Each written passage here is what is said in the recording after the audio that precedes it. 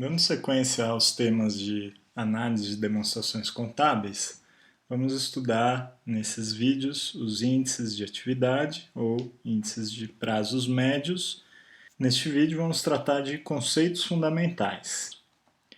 As referências bibliográficas para esse material estão colocadas aqui nos slides. Inicialmente, imaginando uma situação de um comércio, vamos conceituar o que seriam esses prazos, do que a gente está falando. Um comércio, ele demora um tempo para comprar mercadorias, depois que ele compra, demora um tempo para ele vender, depois que ele vende, demora um tempo para ele receber o dinheiro relativo a essa mercadoria.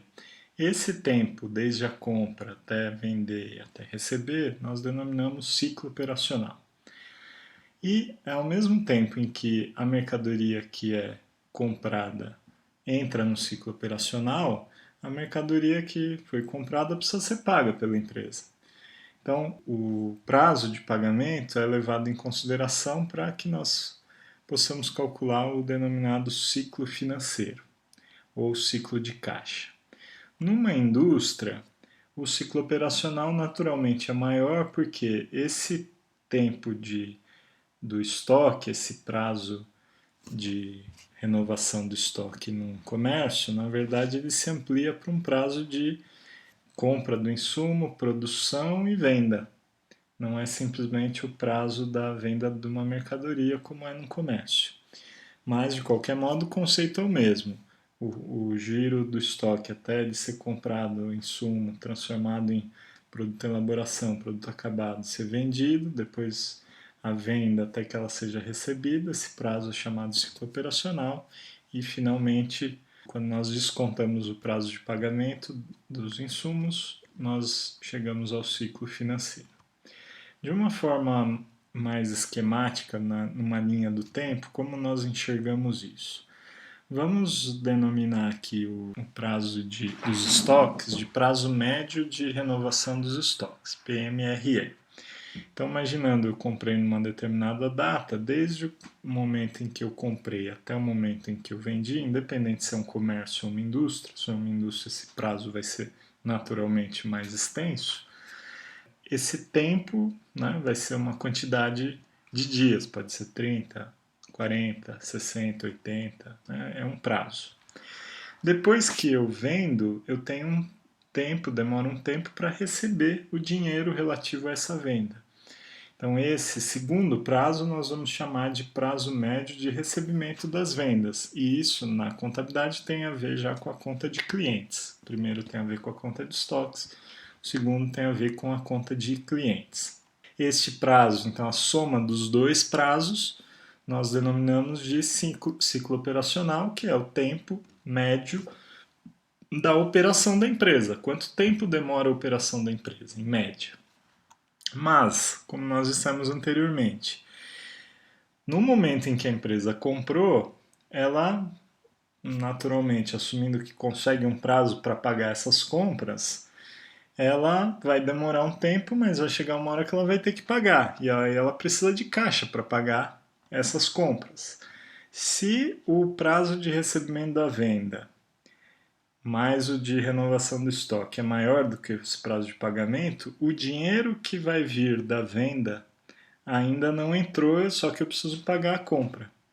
Ou seja, esta diferença do prazo de renovação do estoque mais o recebimento da venda, descontado o prazo médio de pagamento das compras, é um prazo no qual a empresa precisa de financiamento. Isso significa o seguinte, pessoal, essa medida de ciclo de caixa ou ciclo financeiro está totalmente relacionado a um conceito de necessidade de capital de giro, que nós já vimos nos vídeos anteriores, e não é à toa, porque o prazo médio de pagamento das compras está ligado à conta de fornecedores. Então é como se a gente estivesse calculando que estoque mais clientes menos fornecedores é igual à necessidade de capital de giro. Isso em valores de saldos, mas aqui a gente vai calcular em prazos. Claro que na NCG nós não calculamos, nós não utilizamos apenas clientes, estoques, fornecedores. Nós usamos as demais contas a receber, despesa antecipada, contas a pagar, salários, etc. É uma análise até mais ampla e completa. Aqui nós vamos observar a atividade mais específica da operação da empresa. O processo de estocagem ou produção, o processo de venda e o processo de pagamento das compras. Bem, como nós vamos calcular esses prazos? Vamos começar com o prazo das vendas, que é o tempo médio que a empresa demora para receber suas vendas. Esse cálculo ele é baseado no saldo de duplicados a receber e a lógica é a seguinte: a gente observa que o saldo de duplicados a receber ele varia em função de quanto a empresa vende e do quanto ela dá de prazo. Se a empresa, por exemplo, vende, mas não dá prazo nenhum, o saldo de duplicados a receber dela seria zero. Se ela vende e dá um ano para o seu cliente pagar, o saldo de duplicados a receber na empresa seria o valor de vendas dela. Claro, estou exagerando e dando exemplos extremos para vocês perceberem que o saldo de duplicatas é uma função das vendas versus o prazo. Então, nós poderíamos enxergar esse saldo como uma espécie de reservatório. Esse reservatório ele é alimentado pelas vendas e o volume desse reservatório, na verdade, vai ser função das próprias vendas, de quanto que entra de vendas, mas também em função do prazo. Não adianta entrar muita venda, mas se eu não dou prazo, vai o limite ali da saída de vazão de água é lá embaixo, né? Pode estar entrando um montão de água que está saindo tudo lá embaixo. Então o prazo, na verdade, vai estipular a altura disso e a venda diária também vai determinar o volume de duplicados a receber. E a saída do reservatório é o recebimento diário, né? É o volume que vai para o caixa. Então, com base nessa lógica, nós vamos fazer a seguinte dedução. Se duplicados a receber é igual às vendas diárias vezes o prazo médio de recebimento das vendas, então, pela álgebra aí dessa conta, nós chegamos à conclusão que o prazo médio de recebimento das vendas é igual a duplicados a receber dividido pelas vendas diárias. E se as vendas diárias são as vendas dividido por 365, então basta a gente calcular os duplicados a receber vezes 365 dividido pelas vendas. Então, essa vai ser a nossa fórmula para calcular o prazo médio de recebimento das vendas. Uma lógica bem semelhante, mas do lado das compras, é aplicável para o prazo médio de pagamento das compras. Então, agora ao invés de vendas, vamos falar de compras, ao invés de clientes ou duplicados a receber, vamos falar de fornecedores, e aí o processo é exatamente igual. Temos aqui um reservatório de fornecedores que é alimentado por compras diárias, mas varia também em função do prazo, e logo, se fornecedores é igual a compras diárias vezes o prazo, então o prazo é igual a fornecedores dividido por compras e, portanto, prazo é igual a fornecedores vezes 365 dividido por compras. Conforme eu ressaltei no início do vídeo, neste vídeo não estamos discutindo os detalhes metodológicos do cálculo, por enquanto estamos entendendo o conceito do cálculo. No vídeo seguinte vamos entender de onde nós extraímos as informações da contabilidade para fazer essas contas e alguns cuidados que nós temos que ter para isso. E, finalmente, o prazo médio de renovação dos estoques. Para entender esse, nós vamos iniciar com um exemplo numérico que é mais intuitivo para a gente explicar a lógica, para depois a gente seguir para a fórmula.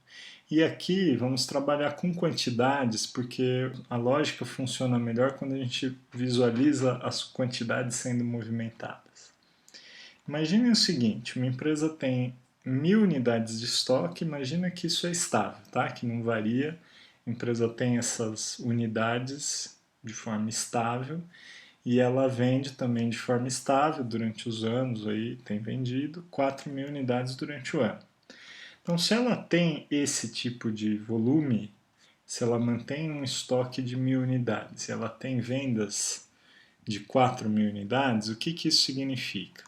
Que o seu estoque gira 4 vezes no ano, ou seja, o seu estoque é suficiente para aguentar aí 1/4, né, de vendas do ano, né? Por isso que ele gira 4 vezes no ano. Então, portanto, o nosso prazo, que é o que a gente quer, o prazo de renovação de estoques, é 1/4, né?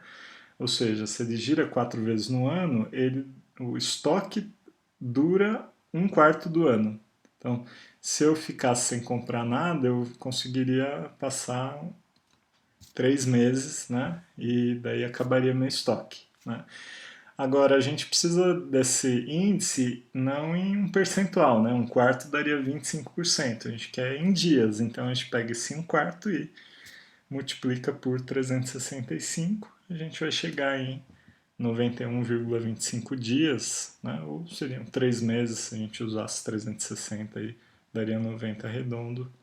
A gente prefere usar 365, que são os dias mesmo, de fato, do ano.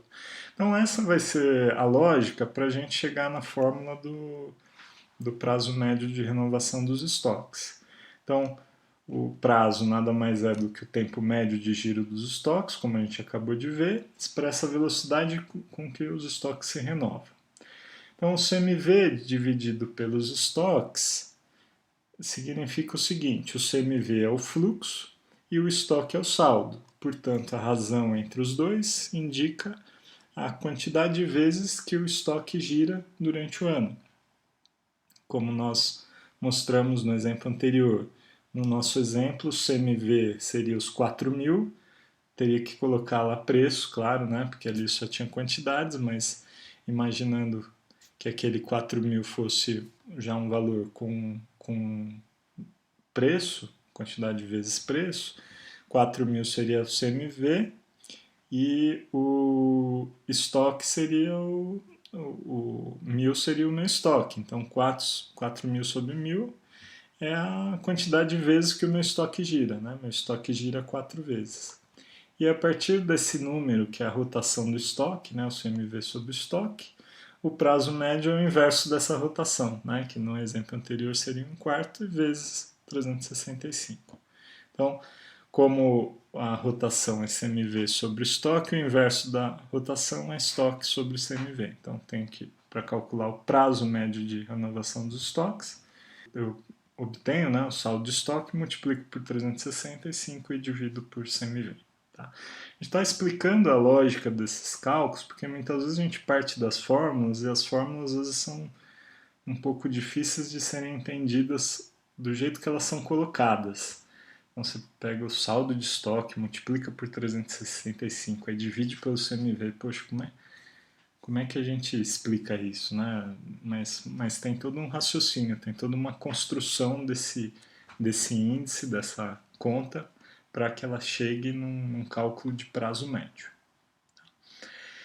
E, finalmente, é importante observar aqui, calcular esses prazos estando fora da empresa é um grande desafio. O ideal, logicamente, seria ter esses prazos reais, estando dentro da empresa, tendo acesso a informações gerenciais, nós sabemos quais são os prazos praticados e aí o melhor seria ter acesso a esses números. Mas, fazendo a análise de fora da empresa, nós não temos essas informações e aí temos um grande desafio e sérias limitações. O que a gente precisa ter é bastante cuidado para que essas limitações não gerem distorções nos nossos cálculos e, consequentemente, possam até nos levar a tirar conclusões incorretas sobre o que teria acontecido com a entidade em termos de prazos, ciclo operacional e ciclo financeiro. No vídeo seguinte, nós vamos discutir um pouco esses problemas, cuidados, possíveis distorções e o que nós vamos fazer para mitigar um pouco aí esses problemas e procedimentos aí possíveis que nós temos para realizar esses cálculos aí com um pouco menos de viés, né? Reduzindo um pouco aí essas limitações.